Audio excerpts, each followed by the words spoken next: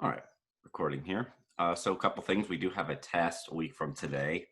The study guide is basically done. I just want to look over it one more time before I post it.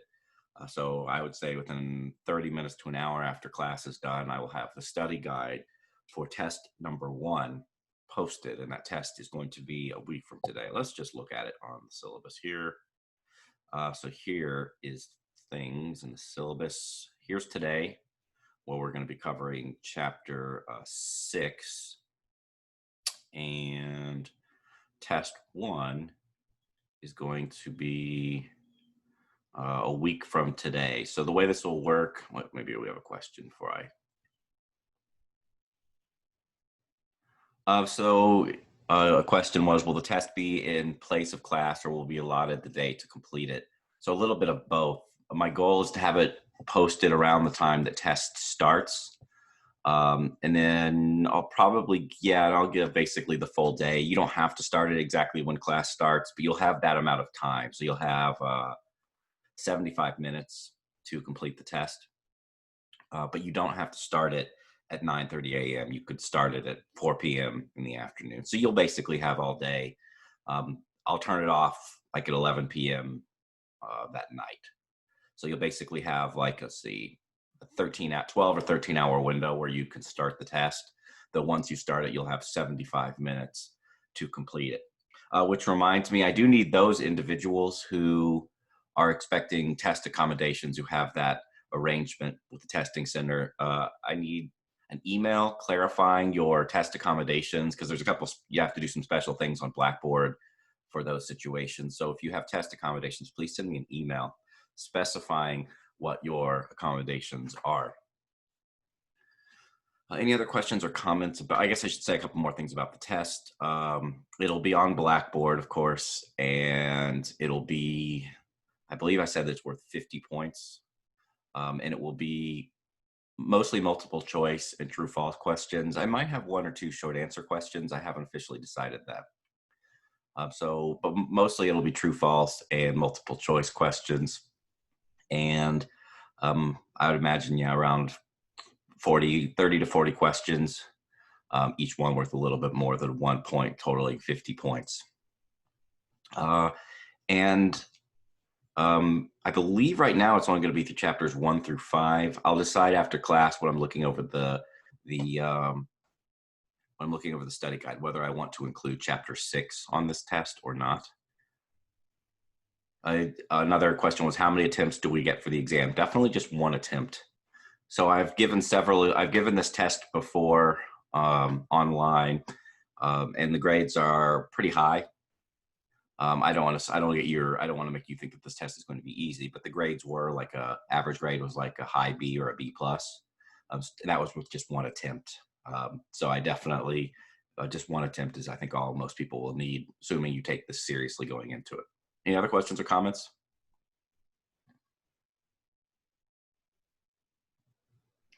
Okay. Once again, stay tuned for the study guide. It will be posted max an hour after class today. Okay, so now the plan for the rest of today is to talk about chapter 6. Let's make this stuff big. Okay, so chapter 6, and I mentioned, when we were talking about chapter 5, which we just finished last. Oh, sorry, I should say one more thing. You do have a Master's Emissary quiz that I posted recently. It's already up. The nature of the 2 worlds. That quiz is due Thursday at 9:15 a.m. I've already posted it. It's only like 4 questions, so it's not tons and tons of questions from this chapter. But yeah, be aware that that quiz is due Thursday morning. Okay, so now we will talk about chapter 6. Which is kind of the second chapter in a 2-part series. The first chapter is mostly about the input process, or the sensory process, or the bottom-up process, sensation. Whereas this chapter is more about the later processes, top-down processes. Perception are terms which are relevant here. And to kind of review, I showed you this exact slide, literally copied and pasted this from previous chapter slides. Chapter 5 is mostly about the bottom-up side of things, the sensation aspects, the things that happened as soon as that information hits the sensory receptor on your body. Either the sensory receptors on the eye and the retina, or the sensory receptors on your skin, or the hair cells in your basilar membrane and your sense of hearing. The first places that information goes in the brain, that's basically the sensory side of things, the bottom up sides of things, the beginning of the process.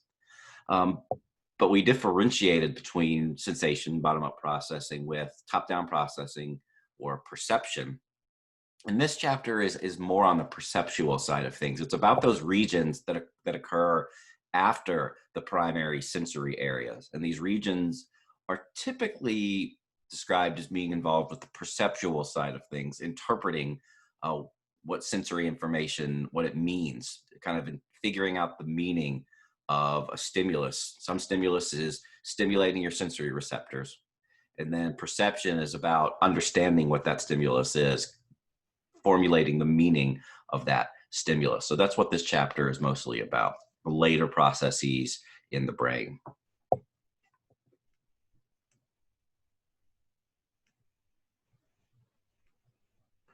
So starting with those processes, and this continues a theme that I talked about last time, that there's a lot of the research on sensation and perception has been focused on the visual system. And that continues on in this chapter. Last time we talked a lot about, for instance, primary visual cortex. We also talked about V4 and V5, which are other visual areas. All of those visual areas, V1, V4, V5, but also V2, V3. A lot of those early visual areas are located here in the occipital lobe, with kind of the exception of MTV5, which that MT part of its name stands for, the T in particular stands for temporal lobe, middle temporal lobe. So V5MT is kind of on the boundary between the occipital lobe and the temporal lobe. So last chapter, though, mostly what we were talking about with respect to vision were brain regions that were localized here to the occipital lobe. And I told you just a couple minutes ago that this chapter is more about the brain regions that occur after the primary sensory areas. And so some of those brain regions are shown here. In fact, they're kind of two different sets of brain regions which have been studied, especially since this theory or this hypothesis came out in the early 80s, about the dorsal or where stream and the ventral or what stream. The idea here is that, remember, this chapter is mostly about perception, the interpretation side of things, finding the meaning of the things that you are looking at. And they're basically, this theory or this hypothesis suggests that there's kind of these two different visual pathways, and they are important for interpreting different aspects of the visual world. The dorsal stream, or the where stream, as is obviously implied by its name, has typically been thought to be involved in, I guess it says it right here, spatial perception. That is localizing in space where something is. So that's an aspect of the interpretation or the meaning of a thing, is where is that thing, particularly with respect to other things in the environment. So where are the relative locations, or the spatial relative locations of the various objects or things in my visual environment? That's the dorsal or where pathway, which starts in the occipital lobe and then goes up to the parietal lobe, which is right here. The dorsal or where pathway, shown here in blue, also, and we'll talk about some evidence towards the end of probably today, is also involved with what I guess I'll just describe, kind of like it says here, motor influences on object perception. And I guess I can say a little bit about this now without getting too deep into it. This is kind of the idea that when you see something like a pair of scissors, part of your ability to recognize that what you're looking at is a pair of scissors is your mind kind of naturally does this motion, this behavior when you see the scissors. Or when you see a hammer, your mind kind of naturally does the motion that you use with the hammer. And it's the dorsal pathway which involves these motor those motor aspects of the various objects that exist in the world. So the dorsal pathway or the where pathway kind of has two functions. One, localizing where something is in space, but it's also kind of like a dictionary or a set of behaviors which your mind has associated with the various objects that can exist in the world. You know, like when you see a pen, you think about holding it like this and writing in a certain motor, in a certain way. So what your motor system can do with objects and where those objects are located. That is the dorsal or where pathway. It starts in the occipital lobe and then goes up toward the parietal lobe. Some will speculate that this information continues on to the frontal lobe, though I noticed when I was looking through your textbook, they say that the information stops at the parietal lobe. Then the ventral or where pathway, shown in pink, as it's implied by the word what, is a pathway which is about identifying or recognizing what an object is. Things like what is the name of the object, or being able to describe what is the function of a given object. And recognizing what an object is, that this pathway starts on the occipital lobe, starts in these primary visual areas, and then traces a path down into the temporal lobe. Traces a path down into the temporal lobe. So one path starts in the occipital lobe and goes up to the parietal. That's the dorsal or where pathway. The other pathway starts in the occipital and then heads down to the temporal lobe. That is the what, or the ventral pathway. So we kind of have these two different perceptual pathways for vision. So here's those same pathways, but this is pretty cool. Somewhat, modern technology allows researchers to use functional imaging. Mainly, this would probably be diffusion tensor imaging, which allows the researchers to take anatomical images of the white matter pathways that are located kind of deep inside the brain, and they really look like bundles of wires. And you can see them here. Starting here this is kind of the occipital lobe area of the brain. And there's one pathway which goes up in the direction of the parietal lobe. And this white matter pathway right here kind of does the same thing. So one of the theories is that the dorsal pathway, which is shown right here, is kind of tracing along this white matter pathway in the brain, this kind of bundle of axons, this bundle of wires, so to speak, neural wires in the brain, start down here in the occipital temporal area, and then travel up to the parietal lobe. And the name of that is, at least provided by the textbook, the name of this white matter pathway is the superior longitudinal fasciculus, although I also see this one called the arcuate fasciculus. I won't require you to know that. That's how I learned an arcuate fasciculus, but superior longitudinal fasciculus probably is a little bit easier to remember. So superior longitudinal fasciculus is the one that traces the dorsal pathway, but there's also a white matter pathway that traces the ventral or what pathway from the occipital lobe down into the anterior temporal lobe. And the name of that one is inferior longitudinal fasciculus. So they're both longitudinal fasciculi, but the superior one is on top, which traces the dorsal or where pathway, and the inferior fasciculus is on bottom. It traces the what or ventral pathway, the ventral stream. So now the remainder of class today will be presenting evidence that kind of supports the idea of that these two pathways exist, and that they support the functions that hypothesis that I talked about from 1982. These are basically evidence that supports the anatomical location of these two different pathways and their hypothesized cognitive functions. So yes, this first one here is some studies of lesions, lesion studies on monkeys.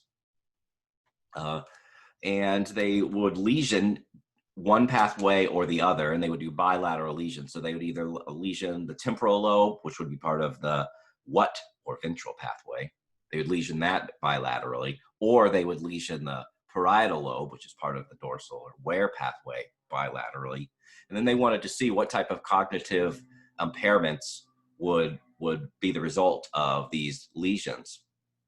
And so in this particular study, it's an old one, which preceded the hypothesis. This study right here was one of the studies that was cited that was like caused the hypothesis to come into existence. The first lesions to the temporal lobe caused difficulty in shape differentiation. So these animals were basically trained to learn how to differentiate between different basic, simple geometrical shapes. And if they did so successfully, they would get like some type of reward. Usually it's like a couple drops of juice. And when their temporal lobes were lesioned, they had a lot of trouble doing this task. They could not differentiate between the shapes, even though they were motivated to learn the shapes because of, presumably motivated to learn the shapes because of the food juice reward that they would receive.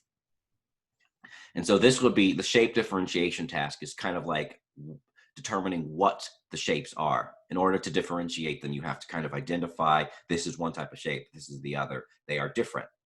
And then the animal successfully is able to say they're different, and then the animal indicates that to the researcher, and the animal gets a juice reward. So basically, animals with temporal lobe lesions, that is lesions to their ventral pathway, they had problems with the task, which required them to determine what the objects are. So the ventral stream or the what stream is in the temporal lobe. Contrasting that with the other set of animals that had lesions to their dorsal pathway or their where pathway. And they had difficulty with the task that required localizing objects somewhere in space. So there was various objects that were shown, and the animals kind of had to learn the relative location of these objects, where they were located in space. And the animals with the parietal lobe lesions were particularly impaired on this where task. So this is some of the evidence that support, and they're described in a little bit more detail in your textbook and in the slides, in the notes portion of the slides below. Some of the evidence, some of the old evidence, about 50 years old now, supporting the distinction between the dorsal and ventral pathways and their hypothesized cognitive functions with what processing what about an object and the where about an object. More evidence, yeah, right here. This is from cats. So this is a study where they used, I believe this is, yeah, the cooling study. Yeah, and there's a typo I'm just now noticing. That's also supposed to be cooling. So cooling is kind of like a way of temporarily lesioning the brain, kind of like TMS. TMS is a technique that we talked about. Let's see, that would have been in chapter 3. That's often used in humans. TMS, you can use the magnetic pulse, which will cause it's kind of cause your brain to fall asleep for a short amount of time. Cooling is kind of an analogous thing, and they did that in cats. It can cause temporary lesions. So they're not permanent lesions. It's not permanent damage to in this case, cat's brain, but it causes these parts of the brain, whichever parts of the brain was cooled, to temporarily be inactive, or at least reduced in activity. And they find, so the cat's brains are different. They're definitely smaller, obviously, than a human brains, and they're also shaped a little differently. So the difference between the ventral and dorsal pathways in the cats is not quite as clear as it is in humans, or even as it is in monkeys. But they're somewhat analogous or somewhat similar. And so the researchers kind of generalized these results from cats, and they're meant to support this idea that in general, and there's this distinction that even occurs in cats between the ventral pathway and the dorsal pathway. So anterior auditory regions, this is meant to be analogous to the ventral pathway, anterior meaning towards the front, and their auditory regions, presumably then this is in the temporal lobe or close to the temporal lobe in these cats. And they would have to discriminate between, this was an auditory study, different types of sound patterns. So it'd be like a pattern of sounds. I've never heard the specific stimuli, but I imagine it's kind of like maybe some type of musical sound, or it's a sequence of different types of like a rhythm or something like that. And the cats have to discriminate between different patterns of sound. And when their anterior auditory regions were lesioned, they had trouble with this. So it's kind of like an auditory object identification task. It's determining what the sounds are. recognizing the pattern of the sounds.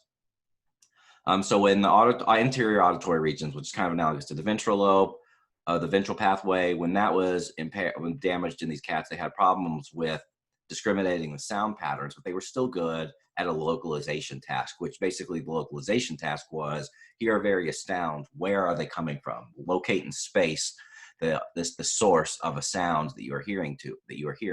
So these cats could not process the pattern itself, but they could localize in space where various sounds were coming from. So this supports this distinction between the ventral and dorsal pathways, hypothesized cognitive functions. The ventral pathway or the anterior auditory regions is important for processing what, but it's not that important for processing the where. And a similar type of thing, once again, this is supposed to be cooling. When you cool the posterior regions, which are supposed to be analogous to the dorsal pathway or the where pathway, these cats had difficulty with localizing the sounds, where those sounds are coming from in space. But their ability to discriminate various sound patterns, whatever, like these rhythm or maybe musical sounds that I'm assuming that they were presenting to the cats could do that just fine. And so there's kind of this clear separation where the auditory regions are important with what, but they're not that important with where. And the posterior regions are important with where, but they're not that important for what.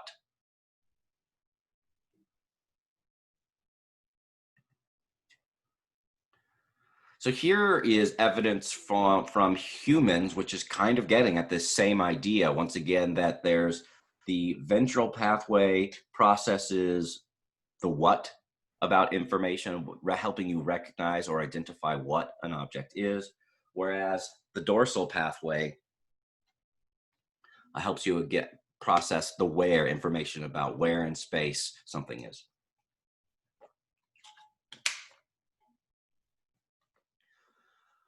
So here is a study. This is in humans. If you notice, the first two studies we talked about were, lesion or temporary lesion studies in animals. This is some evidence that supports the dorsal ventral pathway, this distinction between these two pathways in humans. It's a PET study, so positron emission tomography, an imaging study in humans, and people were shown different objects. Such as a wine glass, a jacket, or an airplane. And let me show you these objects real quick. This is an example. So this would be like a sample stimulus. You are shown this, a human is shown something like this. It will appear somewhat briefly on a computer screen, and your job is to remember things about this stimulus. And you are told to remember one of two different types of things. You are either told to remember what the objects are. So in this case, it's a wine glass, a jacket, and an airplane. And then later on, like in a second later, you would see a new stimulus, and that stimulus would either have the same objects or it would have different objects. So an example, there are no examples here where they're different. So for instance, right here, you would see this is the sample stimulus. And if you're doing the object task, then they would show you this and they would say, are the objects the same or are they different? And the answer is yes, they are. So the answer would be they are the same, because it's still a wine glass and a jacket and an airplane. So the same objects. The object task, you're just asked to indicate, are the objects the same?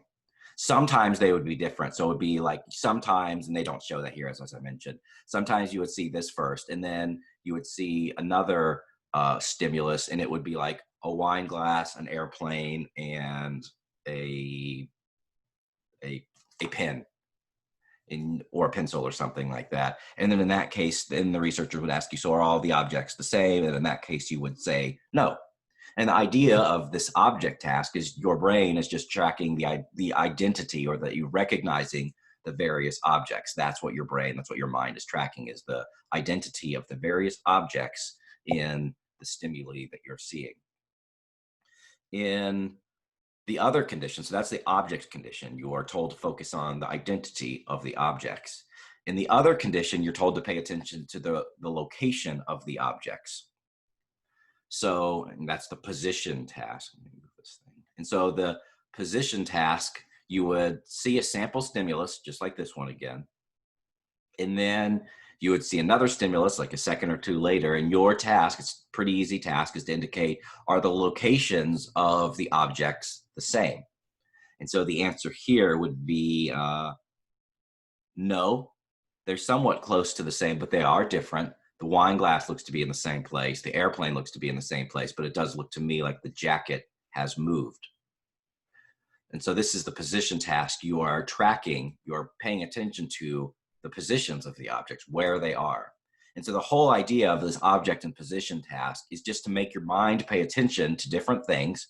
And the researchers used the PET, positron emission tomography, to compare blood flow, compare metabolic activity in the brain between these two conditions. What regions of the brain are most active, have most metabolic activity when you're paying attention to the identity of the objects, which presumably and hypothesized would be using the ventral pathway, and what regions of the brain are most active when you are paying attention to where or the positions of those objects, which you would hypothesize the dorsal pathway, the parietal lobe. And here are kind of put into words, but you can also see the images, and I'll go to the images here in a second, the brain images. They're in the object condition. When people were paying attention to the identity of those objects in the stimuli, there tended to be bilateral inferior temporal lobe activation. So this temporal lobe indicates that this is part of the ventral or what pathway. So this is consistent with the what-where hypothesis. The temporal lobe activation was important when you are paying attention to what the objects are. So that kind of provides support for the function of the ventral or what pathways and being involved with object identity processing, recognizing objects. In the position condition, that is the where condition, they showed it was mostly dominant. So they didn't show tons of activation in the left hemisphere, but they did show some activation in the right parietal lobe for this condition. So the strong activation in the right parietal lobe, and it's kind of like the temporal parietal lobe. It's kind of on the boundary, and I'll show you that in a second, which kind of provides support for this distinction between the dorsal and the dorsal pathways of hypothesized function and processing where in space things are, their positions in space, because it was the parietal lobe, which is part of the dorsal pathway, more strongly activated in the position condition when you are paying attention to where the objects are. And then here's the actual brain pictures. So here is the activation that was strong in the where or the position condition, position minus the object retrieval. So these are the regions of the brain that were most strongly activated when people were paying attention to where, and it was primarily in the right hemisphere. And this is the parietal activation, which was talked about in the previous slide. So I say it's kind of on the border between the temporal lobe and the parietal lobe, because the temporal lobe is just right here. And the activation that they saw was just on top of the temporal lobe, but technically I would actually call that the temporal parietal area. That's what I learned in my graduate school, though you guess that is more on the parietal lobe side of things than it is the temporal lobe side of things. So that is somewhat consistent with this idea that the parietal pathway is important for processing the position or where of things. Contrasting that with the object condition, when you are paying attention to the identity of the objects, what the objects are, you show pretty clear activation in the ventral pathway. It's down here at the bottom, and the occipital and the inferior temporal lobes, lots of activation when people are paying attention to the identity of the objects. Instead, when they're not paying attention to the space, the location of the objects, whether it's paying attention to the identity of those objects, a lot of activation in the ventral, that is the what pathway. Any questions or comments about this study? All right, let's see. I don't think we have too much more left to go.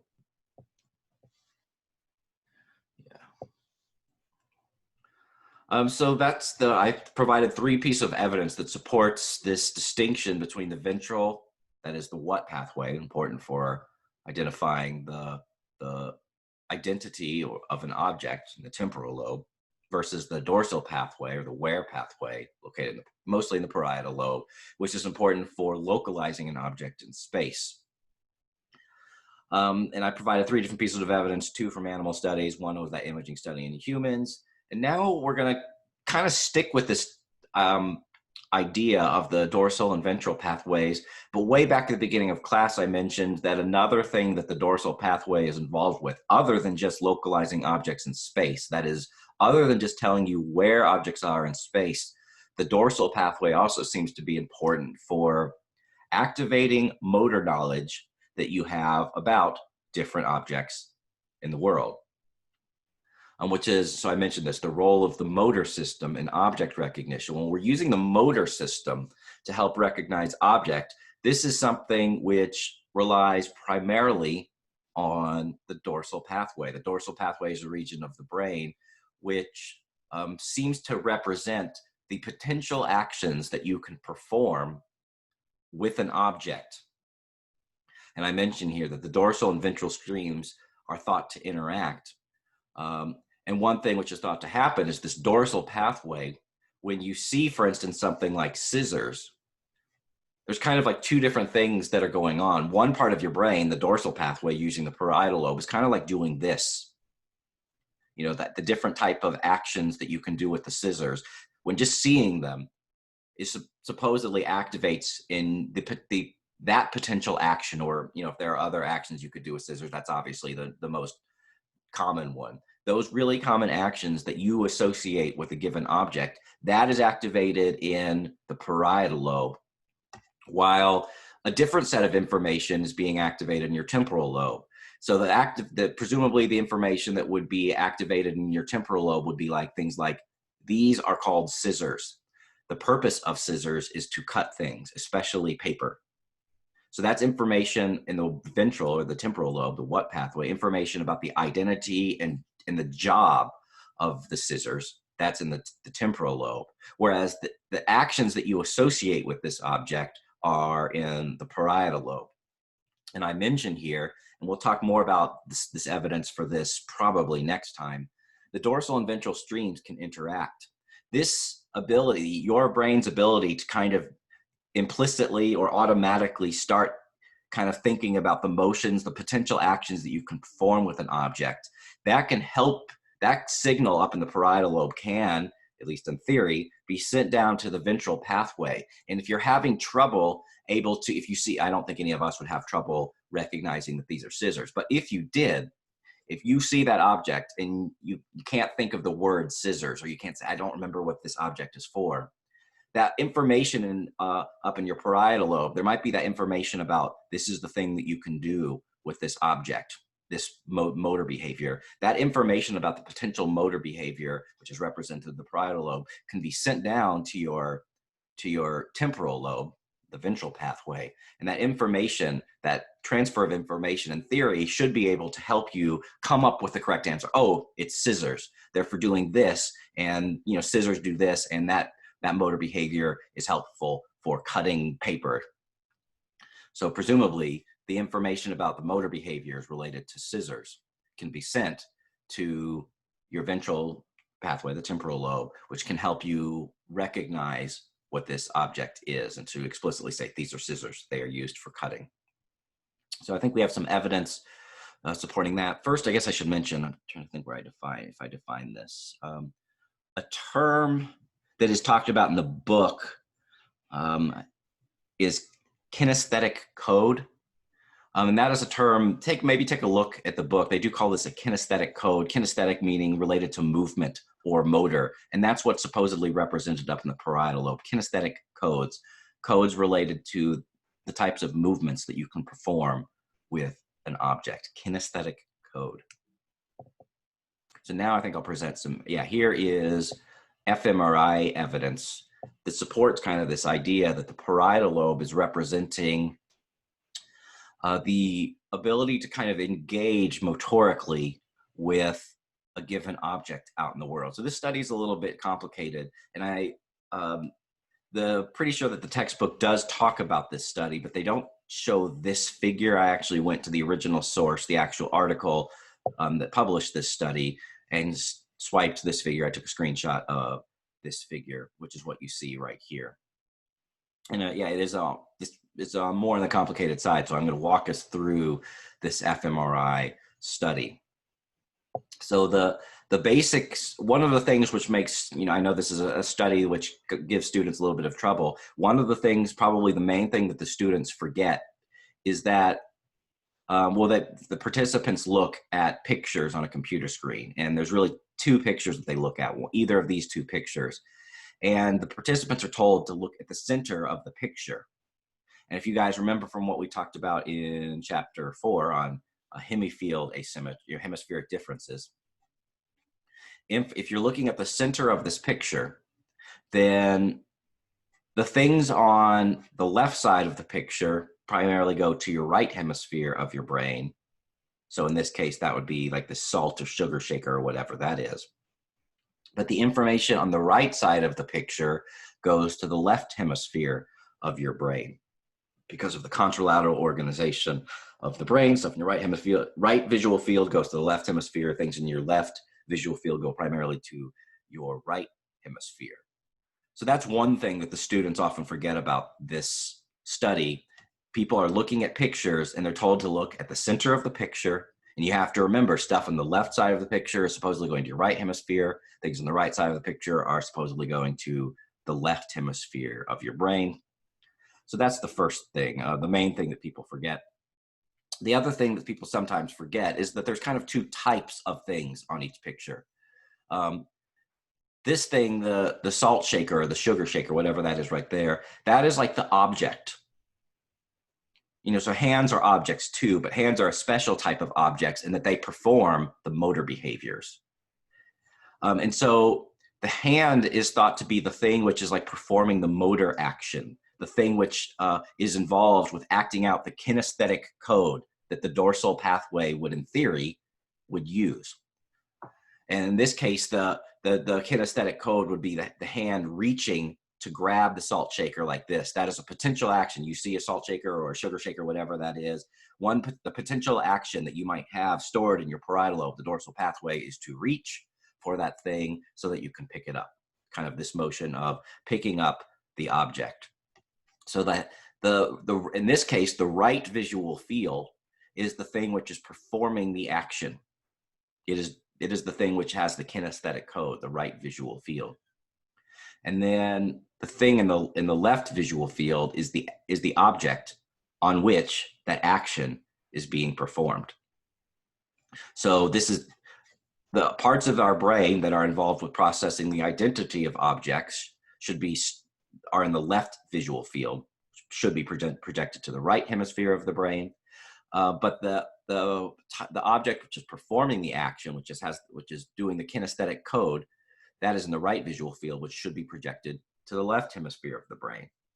So that's kind of the second hard thing about the study. And then the third thing, which isn't really hard, but you should just like take a mental note or maybe write this down, is that the top row of fMRI images, all this stuff at the top, this is the dorsal pathway. This stands for, I believe, anterior intraparietal sulcus. And that P stands for parietal lobe. The parietal lobe is definitely part of the dorsal pathway. So up here, this is the left hemisphere dorsal pathway response. This is the right hemisphere dorsal pathway response. So this is the dorsal pathway. This is the parietal lobe up top. Down at the bottom, this is the temporal lobe. That is the ventral pathway here at the bottom. That FUG probably stands for fusiform gyrus, which is part of the inferior temporal lobe. Way at the bottom of the temporal lobe is the fusiform gyrus. It's a part of the brain which is known to be important for object recognition. So it's part of the ventral lobe. That is the what pathway. Up at the top, this is the dorsal or the where pathway. But in this case, we're not really talking about processing where anymore. We're talking about the dorsal pathway. We're talking about processing the kinesthetic codes, those motor actions that we have associated with a given object. In this case, reaching for the object and kind of doing this motion to grab the object. So kind of break each of these down. And so here, let's just look at this picture right here. It's kind of the one we've been focusing in on. The salt shaker is in the left visual field. And that's the information about what the object is. And that information should be going to the right hemisphere of the brain. The information about the hand, which is performing the action, that should be going strongly to the left hemisphere of the brain. And if we look up right here, this bar, this shows activation in the left hemisphere parietal lobe area.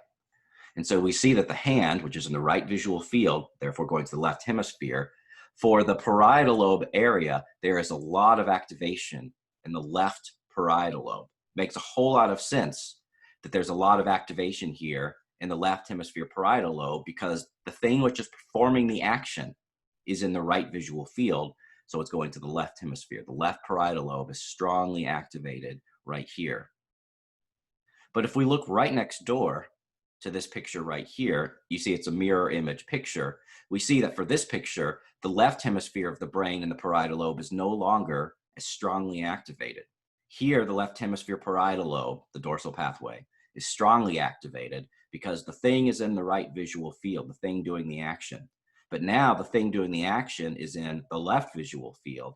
And if we look at the amount of activation in the left dorsal pathway, you can see that it's not as strong here because this thing is no longer in the right visual field. The information here from that hand performing the object now should be projected to the right dorsal pathway, the right parietal lobe. Let's look at one more of these. We'll do the one down here now. So now we were just focusing in on the hand. Once again, the hand in the right visual field shows lots of activation in the left hemisphere, parietal lobe. But when you do the mirror image hand, there's less image in the left parietal dorsal pathway.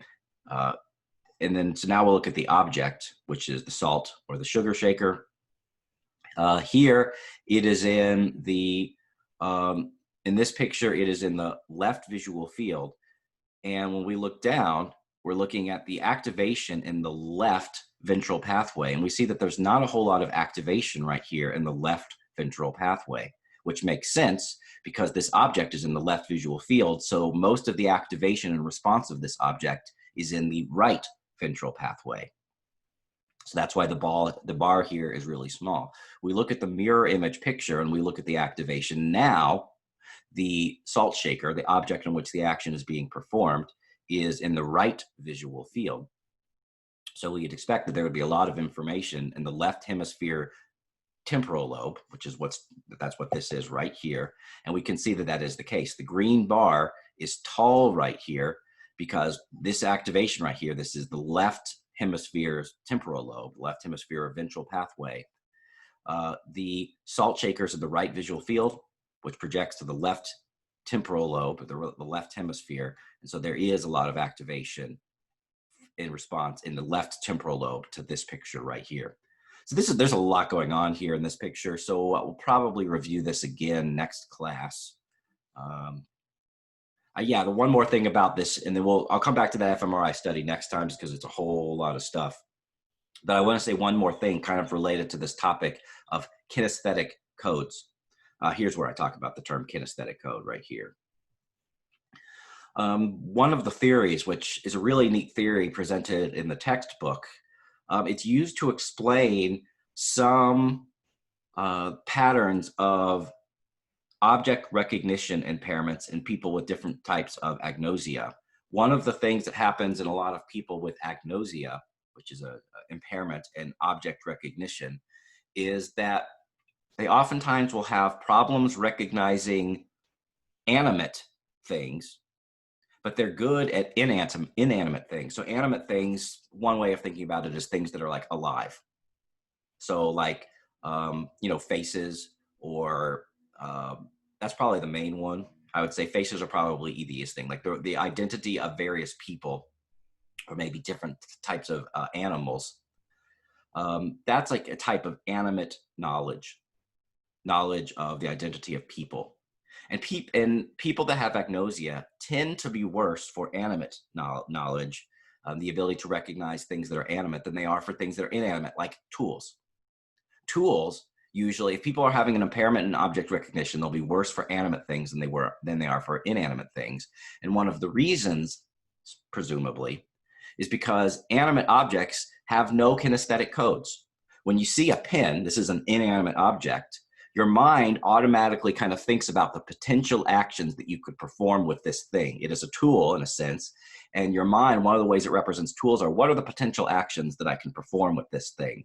You know, different types of actions. You know, you usually think this is probably the main one that you think of is, you know, writing with it. That's a kinesthetic code. And I mentioned previously, those kinesthetic codes, those motor routines, that motor associations you have, can be used by your brain to help you recognize the object that you're looking at. But animate things like a person's face, those don't have kinesthetic codes. When you see a face, you don't think, that's not a tool that you can think of the potential functions of that tool. You don't have a motor routine which is activated in your mind when you see a person's face. And because of that, you don't have kinesthetic codes for people or for faces or for animals. And so because you don't have those kinesthetic codes, if you are already compromised in your ability to recognize objects, this is going to, the fact that humans and animals and faces don't have kinesthetic codes is going to make those types of objects particularly difficult to recognize. And the book talks about this really interesting theory. Inanimate objects will be better recognized because they have kinesthetic codes compared to animate objects, which do not have kinesthetic codes. One other interesting, this is talked about at the beginning, the first, like the very intro of the textbook, which is kind of an interesting thing. It really goes this idea of kinesthetic code idea really well. The patient was looking at a combination dial. So this is like the thing from like junior high and high school. That's when I use these things. You'd have to store your books and like your coat and your lunch and stuff in your locker. You'd have to turn the dial, you know, to the right and then to the left and then back to the right to open up your locker. So it's a combination dial lock. And this person had a form of agnosia where he had trouble identifying an object. So he looked at this object, the combination lock, and I think what he originally said was it's a rotary phone. And so you guys might not even know what a rotary phone is. That's the type of phone way before mobile phones where you had to turn thing in a circle to dial the number. I see we might have a question here. Let's see what this is.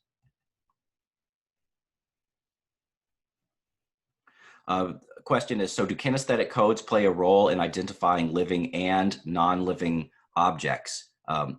The answer to that is kinesthetic codes are thought to play a larger role for non-living objects, that is tools. Kinesthetic codes are thought to play no role or very little role in identifying living things, because living things do not have, you don't have motor knowledge. They're not tools where you kind of have motor knowledge stored as to the way you can interact with a human face compared to this where you do. So to answer your question, Miguel, no, yep, good. I'm glad that makes sense. Good. Yeah. But yeah, kinesthetic code related to this patient right here. He said that the combination lock, he's like, no, I don't know what that is. Maybe it's a rotary phone. And the researchers are like, no, it's not a phone. Try again. And he struggled to figure out what it was. At some point, he started doing this. Kind of unconsciously, he started doing this because he saw the thing. And although he couldn't recognize it, there's clearly some type of ventral pathway impairment he was having where he couldn't say, oh, this is a combination lock. He wasn't able to identify the thing he was looking at. He kind of, presumably his parietal lobe, his dorsal pathway, still saw the thing and could tell what type of action he was supposed to perform. The knowledge of the kinesthetic code was activated by seeing the thing, even though the word combination lock wasn't coming to, what he wasn't able to say it. So kind of unconsciously, the patient started doing the motor action, kind of started doing this. And then he looked at his hand and he's like, oh, it's not a rotary phone. It is a combination lock. So it's like he saw what his body was doing. He saw the kinesthetic code out there in the environment, out there on his hand. And then when he saw the motor behavior that he was supposed to perform with this object, it was then that he realized that it wasn't a rotary phone, that it was indeed a combination lock. That's why I say strong use of a kinesthetic code, in this case, to help you identify a non-living thing, an inanimate object. So that is where we will call it a day, I think. Yeah, that's where we'll call it a day. So the study guide should be posted within the hour for test number 1. If anyone wants to meet for Zoom, to have questions about things on the study guide or to review some of the concepts, I'm happy to meet. Just let me know when, send me an email. Otherwise, I'm going to stop recording now. I do have one